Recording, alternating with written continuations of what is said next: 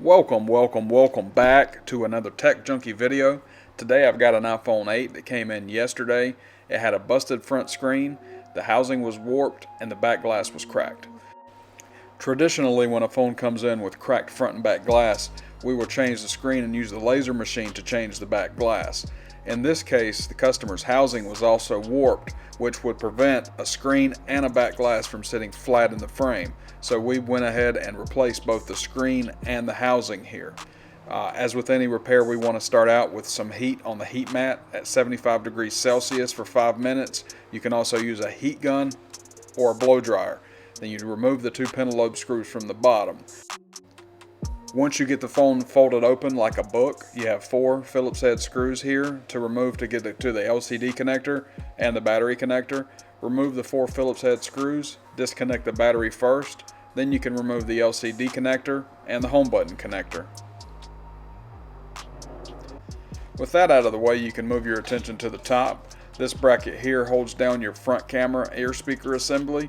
Remove the 3 Phillips head screws, pop the little metal bracket off, and then you can disconnect your front camera. Once you have these 3 screws here removed, you can disconnect your front camera from the housing. You can pull that screen away and focus your attention on removing all of the internal components to your phone. You can remove this Wi-Fi antenna, the rear camera, and all of the other internal components. I use a magnetic mat to keep my screws organized because all of these screws are different shapes and sizes.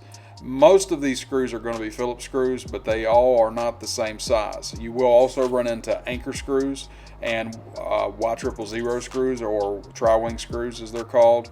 I use the magnetic mat to house all of my components, keep them organized with the screws that go with them. This rear camera here has a Phillips screw and an anchor screw, so you want to make sure that you keep an anchor screwdriver on hand. You could also use a flathead screwdriver, believe it or not, or your pentalobe screwdriver. The pentalobe screwdriver will slide down in the slot and twist it very gently, trying not to strip the screw out, but it will remove these anchor screws. So in this case, you can use the anchor screwdriver bit, or a standoff bit as it's called. You can use the pentalobe screwdriver or a flathead screwdriver. Once you get all of those anchor screws removed, you can disconnect your antenna, your charge port, and your wireless charging coil, as well as ejecting your SIM card tray. Make sure you remove the SIM card tray because it will hold your board in place, and you can warp your board or break your SIM reader if you try to put pressure on it as it's trying to remove that SIM card tray. All of these other antennas can come out. And I'll tell you the story that happened to me a couple of years ago when the iPhone 8 first came out. There's a hidden anchor screw right here underneath this adhesive. It's a Phillips head screw, but it does anchor your board down. If you don't remove the screw, you can't remove the board from the phone, and it can cause you to break your board because these boards are very, very fragile. But they hid the screw underneath all of this tape, and if you don't remove it, you can't move the board out. Once we get this hidden screw out, we can lift the board right out. It just literally comes right out. There's nothing else holding it down. And then we can turn our attention to the charge port. The charge port, for the most part, is held in place with a series of Phillips screws. There is a tri-wing screw right there for good measure. For some reason, it's just thrown in there randomly.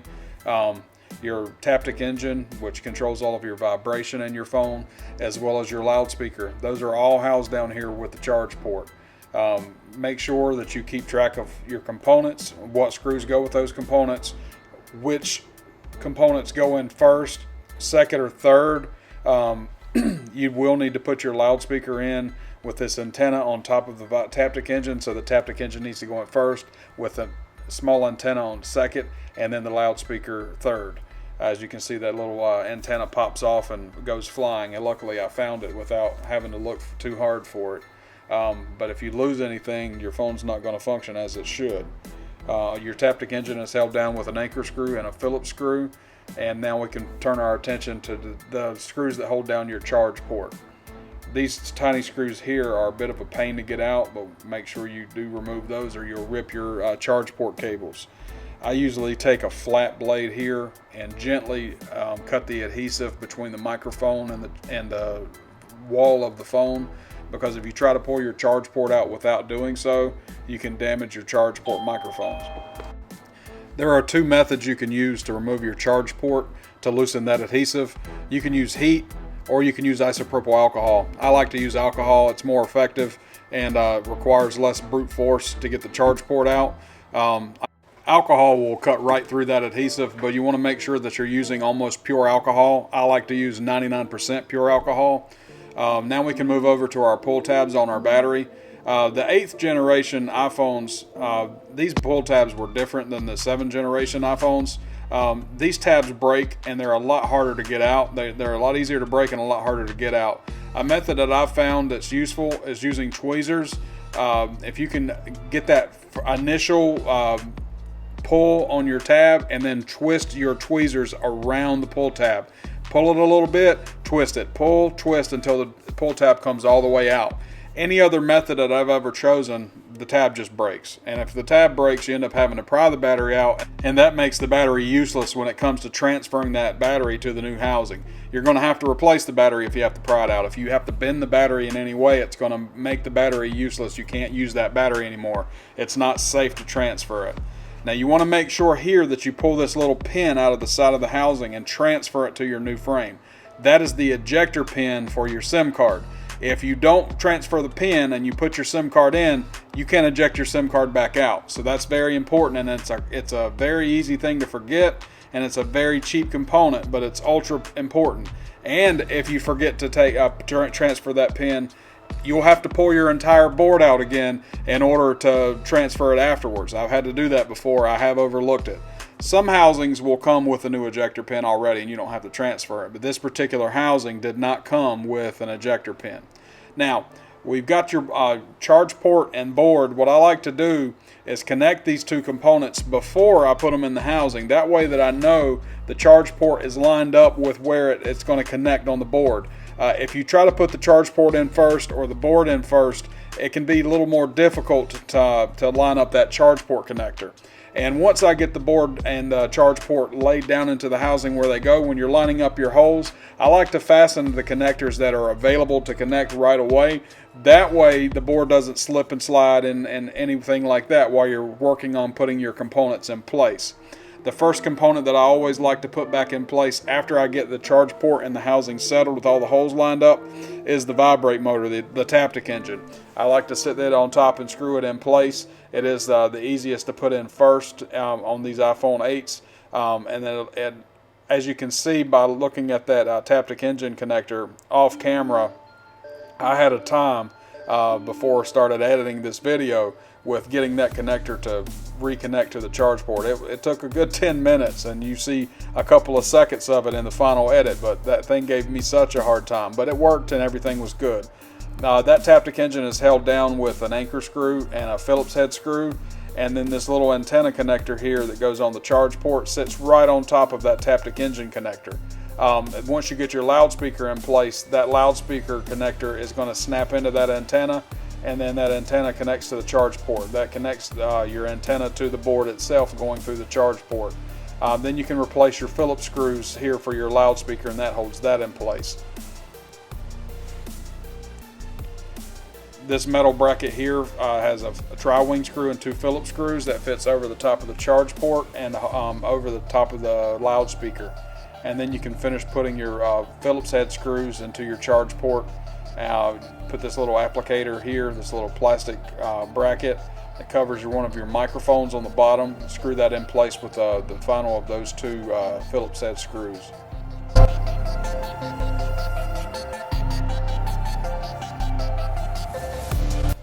Now you can turn your attention to all of the board anchor screws.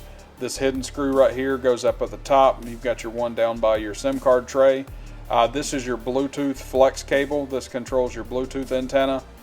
There's also an anchor screw here and a Phillips head screw. The anchor screw goes up top, and the anchor screw goes on the side, right on the corner of where that camera hole is, where your rear camera goes. This metal clip goes in with two Phillips screws before you place your Wi-Fi antenna on top of it with 4 Phillips screws.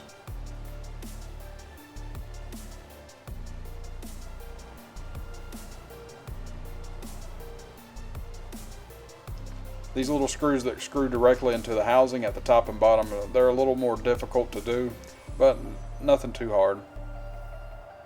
You got the rest of your Phillips screws here that holds down your Wi-Fi antenna.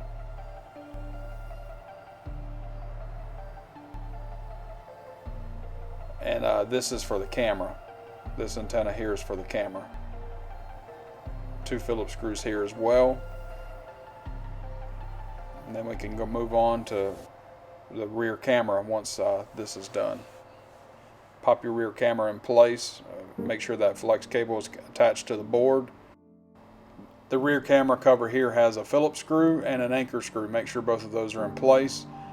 This cover here just covers the flex that controls your volume buttons and your power button. 2 Phillips screws here. This double-sided adhesive is what I like to use to hold my batteries in place. I like this adhesive because it's firm enough to keep your battery from sliding around, but it's easy enough to where if you ever need to change your battery, you just pop your battery out without having to pry it out. I strongly recommend going with this 3M double-sided adhesive over any kind of pull tabs. Now we can move on to our screen repair. The housing swap is done. All the components are transferred. Now we can focus on the screen. There are 6 Phillips screws that hold down your front camera and ear speaker assembly. Remove those and carefully pull your proximity sensor, your front camera, and your ear speaker out. And now that will be ready to transfer to your new screen. Now we can turn our attention to the home button. The home button is housed by 4 tri-wing screws. Remove those tri-wing screws, set them off to the side. Once you get all the tri-wing screws removed, you can remove the metal plate that holds your home button in place. Now this home button is a little trickier than your older models. I like to use a flat X-Acto knife blade to get up underneath it. You want to be extremely careful not to damage the home button. If you have to replace the home button, you lose Touch ID. So you definitely don't want to damage the home button here. You slide it out the front, and when you go to replace it on the new screen, you slide it in through the front. Make sure your holes lined up properly, and then I use a pair of tweezers or my fingers to line up the connector, pop the connector over, lock it in place, and then replace the metal plate here with the 4 tri-wing screws. Easy peasy.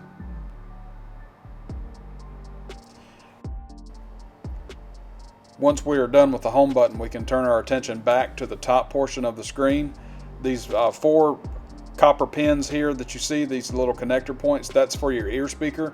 Line your ear speaker up with the points on the front camera assembly. Make sure your proximity sensor is snapped in place on the holes of the front screen.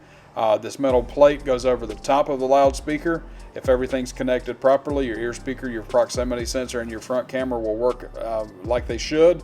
If they're not lined up properly, once you do your checks, you know your ear speaker won't work or the proximity sensor won't darken your screen when you hold it to your face. You'll have to tear this down again and check those connectors. So it's important to go ahead and check them while you still have your screen off of your phone. Now that all the reconstruction is done, you can connect your screen back to the housing. Just connect the front camera in first, replace the 2 Phillips head screws here at the top. My apologies for the lighting. There was a lot of shadows when I stuck my hand in there to get all the connector in place. But the 2 Phillips head screws here snap into place. Then you can move on to your home button connector here and your screen connector here, your battery connector here, and then replace the 4 Phillips head screws here on this metal plate. That's essentially it. Once you get all these screws in place, you're done. You just have to line the teeth up, the guiding pins, along the side and top of the screen. Put your penelope screws down in at the bottom. Turn your phone on and test its touch function, and you're done. These housing swaps are among my favorite repairs to do. This phone wasn't that bad, but it definitely needed a housing swap. But I've seen phones that look like bananas. They were completely destroyed, and we were able to bring it back to life. That's my favorite thing to do, is to take a phone that's completely trashed and rebuild it. I love using the laser machine, but there are repairs that are too far gone to worry about using the laser machine. I appreciate the views. I appreciate everybody watching these videos. If there's a phone in particular that you'd like to see us rebuild, please drop a comment down below. I'm constantly getting broken phones in every day. Basically, I do 5 or 6 of these phones every day. So drop a like. Don't forget to hit that like button. Make sure you're subscribed to the channel. Click the bell to make sure you get notified for all the videos. Leave us a comment. Tell us how you like the videos. If you don't like the videos, what we could change. We're always open to constructive criticism. I appreciate the time, everybody. Enjoy your day. Whoa, Daddy. That's so cool, Daddy.